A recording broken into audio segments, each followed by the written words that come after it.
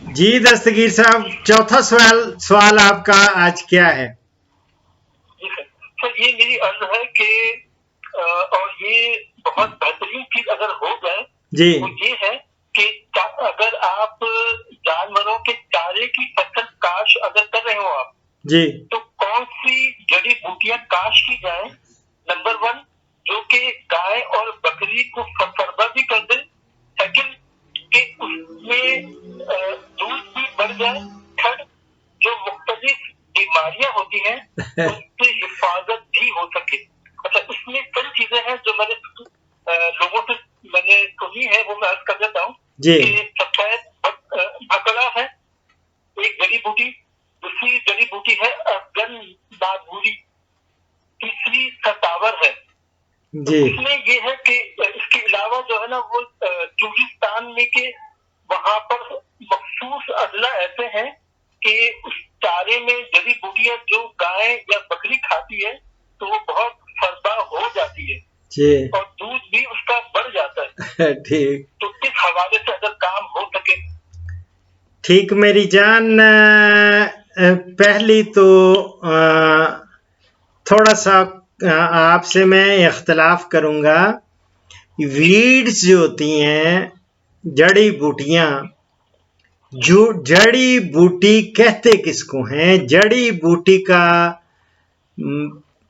जो आम मानव में इसकी कोई मुझे डेफिनेशन मुझसे जब स्टूडेंट्स पूछते हैं, any plant growing out of place is a weed. ठीक है।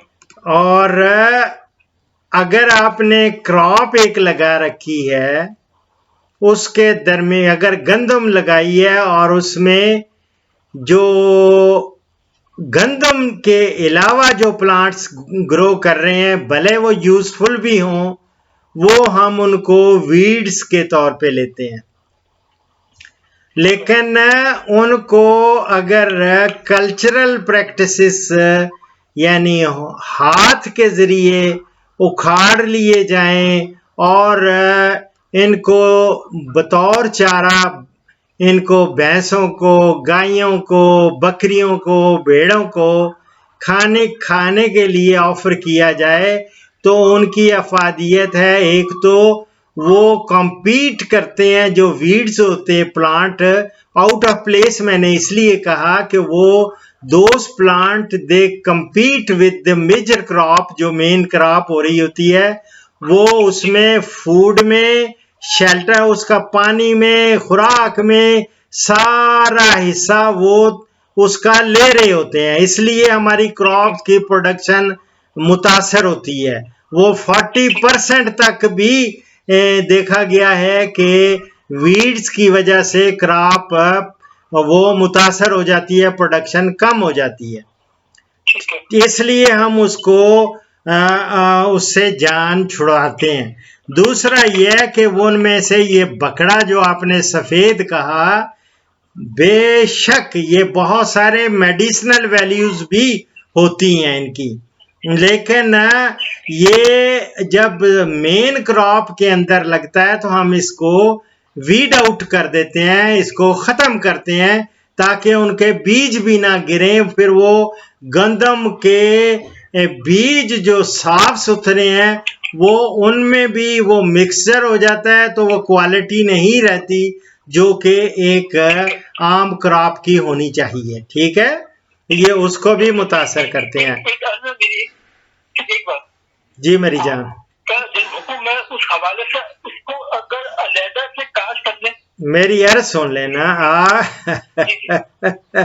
आपने तो एक अलग एक मौजू छेड़ा है कि इन वीड्स को वीड आउट करने की बजाय इनको बाकायदा अलग से ग्रो किया जाए। बिल्कुल ठीक है, यही आप चाहते हैं ना? बिल्कुल बिल्कुल। तो ये जो है, ये अगर मार्जिनल लैंड्स हों, मेरी यार सुन लें, मार्जिनल लैंड्स वो होती हैं जिसमें हम को कीमती फसलें नहीं उगा सकते, उन मार्जिनल लैंड्स में जहां वो फायदेमंद क्रॉप्स नहीं होती, वहां आप भले ये जड़ी बूटियां एज ए मेडिसिनल प्लांट्स आप ग्रो करके आप इनका कर सकते हैं। Why not? ठीक है। इस हवाले से कुछ तफसील मिल सकती है? इस हवाले से इस हवाले से मेरे पास एक डॉक्टर मेमन की एक रिपोर्ट है, लेकिन उसने बहुत सारे, खासतौर पे आपके सिंध में जितने मेडिसिनल प्लांट्स हैं या जड़ी बूटियां हैं, उनकी अफादियत, उनके नाम आइडेंटिफाई किया है, उनको क्लासिफाई किया हुआ है। वो स्टूडेंट्स के लिए तो बड़े फायदेमंद चीज है, लेकिन आम लोगों के लिए शायद ना हो और अवेलेबल भी नहीं है ये रिपोर्ट। तो फॉर्चुनेटली मेरे पास है, और चूंकि मैं आपको पता किताबें छोड़ता नहीं हूँ। मेरी अर्ज ये थी कि इससे जो फार्मर करे ना उनको फायदा हो।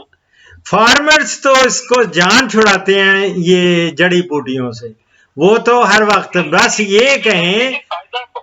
अलबत्ता ये हो सकता है मेरी जान सुने, ये जो मार्जिनल लैंड्स हैं उन पे आप इसबगोल लगाएं, उस पे आप तुखमलंगा लगाएं, तुखबालंगू। आप ऐसी चीजें आप ये कहें तो मैं उसके लिए तो राजी हूं, but I am not going to favour your this idea के इन वीड्स को आप ग्रो करें। वीड्स को ग्रो करने की बजाय आप जो मेडिसिनल प्लांट्स जिनकी वैल्यू है और फार्मर को कुछ मिल सकता है वो करे। और दूसरा, अपने जो कहा कि जी जानवर मोटे ताजे हो जाएं, या मोटे ताजों के लिए मैं और हम लोग उनको जो इतने चारा जात देते हैं, और वही रकबा से चारा जो है आप मेरे प्रोग्राम्स देखेंगे, 1500 मन एक एकड़ से मैंने वो टेक्नोलॉजी दी है लोगों को कि एक एकड़ से 1500 मन आप चारा हासिल करें। तो वो ज्यादा अच्छा है या चंद एक मन लेके और सारा साल आप एंगेज कर दें और प्रॉब्लमेटिक चीज बना दें? ठीक है, तो सर इसका ये हुआ कि जैसे आपने ये कहा ना कि तुखमलंगा, हाँ, हवाले से अगर कुछ काम हो जाए, हाँ उस पे होता है। मेरे आपने प्रोग्राम्स नहीं देखे, आप तुखमलंगा की आप लिखें तुखबालंगू या तुखमलंगा, और डॉक्टर अशरफ साहबजादा, उसमें प्रोडक्शन टेक्नोलॉजी मैंने दी है। इसी तरह आप इस बगौल पे लिखे, ये चोलिस्तान की आपने बात की ना, चोलिस्तान में हम इस बगौल को और तुखमलंगा को बहुत प्रमोट कर रहे हैं, और वहां पे लोग ग्रो करते हैं, और ये जितनी आपको प्रोडक्शन मिल रही है ये सारी चोलिस्तान से ज्यादा आ रही है। बिल्कुल सही, बिल्कुल सही जी, आपका मैं मशहूर हूँ, मेरी जान। बहुत टाइम दिया और इसके साथ जो है आपने इस हवाले से कंप्लीट बात की। इसके अलावा ही आप ये प्रोग्राम करते हैं, अल्लाह आपको इसकी बड़ी जज़ा। आमीन आमीन। अल्लाह ताला आपको सलामत रखे। आप जैसे व्यूअर्स जो हैं ये हमारा सरमाया है। ये मैं समझता हूँ जो हमारे ऐसे जो इंटेलिजेंट क्वेश्चंस लाते हैं, जो उनकी से देखें, ये आपकी दो चीजों की अक्कासी कर रहा है, एक आपकी इंटेलिजेंस को और दूसरा आपका कंसर्न टुवर्ड्स फार्मिंग कम्युनिटी, और ये बहुत बड़ी बात है। और आप लोग कंसर्न शो करें, उसको एड्रेस करना हमारा काम है। और मैं कहूंगा कि एक सर्कल ऑफ कंसर्न होता है, एक सर्कल ऑफ इन्फ्लुएंस होता है। सर्कल ऑफ इन्फ्लुएंस में जितना इन्फ्लुएंस मेरा है टेक्नोलॉजी को और दूसरा इल्म को आप तक पहुंचाना, लेकिन असल में ये फार्मिंग कम्युनिटी वो सर्कल ऑफ इन्फ्लुएंस को बढ़ा सकती है या गवर्नमेंट बढ़ा सकती है। जब ये गवर्नमेंट ये इकदामात करेगी और सर्कल ऑफ इन्फ्लुएंस जो बढ़ता जाएगा, सर्कल ऑफ कंसर्न जो है वो छोटा होता जाएगा। बिल्कुल ठीक है, बिस्मिल्लाह बिस्मिल्लाह। दुआओं में याद रखे। और दस्तगीर साहब, पूरे कराची को सलाम, और आपकी वजह से मैं हाथ ये सलूट कर रहा हूं आपको। ठीक है, ओके, अल्लाह हाफिज। आपकी करम नवाजियां हैं, किसी काबिल भी नहीं है हम। नहीं, माशाल्लाह माशाल्लाह, दुआओं में याद रखें, माशाल्लाह। आई लव यू पीपल, और आई लव, और कराची को क्यों मैं आई लव, ये नहीं बिकॉज मेरी बेटी उसकी शादी हुई है, मैं वैसे आई लव, मैं समझता हूँ वेरी इंटेलिजेंट पीपल, कराची के लोग वेरी वेरी इंटेलिजेंट, माशाल्लाह माशाल्लाह। चले, अल्लाह ताला आपको और पूरे मुल्क को सलामत रखे, क़यामत रखे। ठीक है मेरी जान, आप दुआओं में याद रखें। फीमानल्लाह, अल्लाह हाफिज। वालेकुम रहमतुल्लाह वबरकातुहू। पाकिस्तान, हिंदुस्तान और बांग्लादेश से कॉल्स जुम्मा के सिवा रोज़ाना सुबह 11 से दोपहर 1 बजे तक ली जाएंगी, और यूरोप और बैरून ममालिक से कॉल्स शाम 4 बजे से 5 बजे तक ली जाएंगी। इन औकात पर 0333 5121 879 पे डॉक्टर अशरफ साहिबजादा से रब्ता करें। शुक्रिया। इस प्रोग्राम का इख्तिताम इस हदीस मुबारक पर कर रहा हूँ। हज़रत अबू इमामा रज़ियल्लाहु ताला अन्हु से रवायत है कि रसूलुल्लाह सल्लल्लाहु अलैहि वसल्लम से पूछा गया, कौन सी दुआ ज़्यादा कबूल होती है?